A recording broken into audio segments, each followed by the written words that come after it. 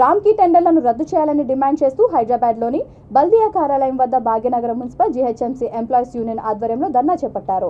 ఈ సందర్భంగా యూనియన్ అధ్యక్షుడు శంకర్ మాట్లాడుతూ ఉద్యోగులకు జీతాలు పెంచి పారిశుద్ధ్య వాహనాలు అదే స్థానంలో కొనసాగించాలని డిమాండ్ చేశారు. తక్షణమే పాత వాహనాల కండరింగ్ను ఆపాలని కోరారు. తమ న్యాయమైన డిమాండ్లు పరిష్కరించాలని ప్రభుత్వాన్ని కోరారు.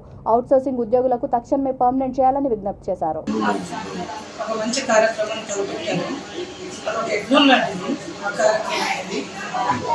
ఆ యజ్ఞంలో మహిళల్ని భాగస్వామ్యం చేసుకుంటూ మహిళలకి అన్ని అవకాశాలు ప్రాధాన్యత ఇచ్చుకుంటూ మన యొక్క పార్టీ తరఫున మహిళల్లో ముందంజలో ఉండాలి అని కోరుకుంటూ వారు చేసే కార్యక్రమం నాకు నచ్చింది.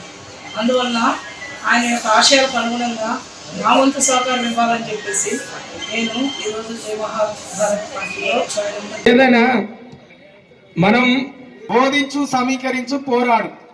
మనకు జరుగుతున్న అన్యాయాలపైన మనం చర్చించుకుంటున్నాం.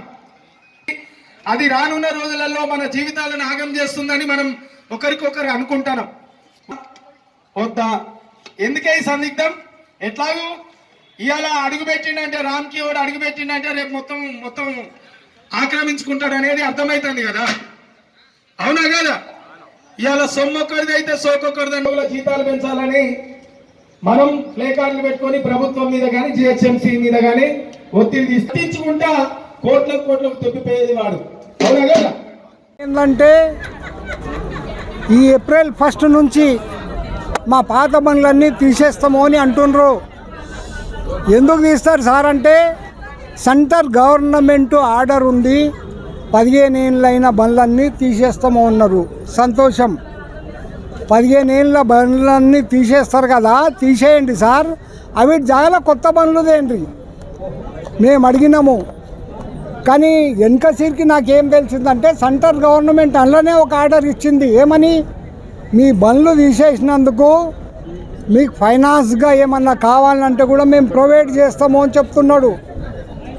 ఇంకా వీళ్ళకి ఏమనిపిస్తున్నది? మేము అనేది ఏంటి? మన దగ్గరున్న ఎంప్లాయీ పనిచేస్తే చాలా తక్కువ ఖర్చులో పని అయిపోతుంది. దానికి మీరు పెంచి ఎదుటోనికి ఇస్తున్నారు. మరి వాడు తింటుండా, వాని ఎంబడి మీరు తింటుండా కూడా మాకు అర్థమవుతలేదు. ఇట్లాంటివి వద్దు అని మేము చెప్తున్నాము.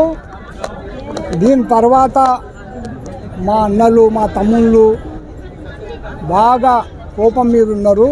అన్నా, వీళ్ళు తినకుంటే మనం ఏం చేయాలనో చేయాలన్నా, లేకుంటే పని కాదు అని చెప్తున్నారు.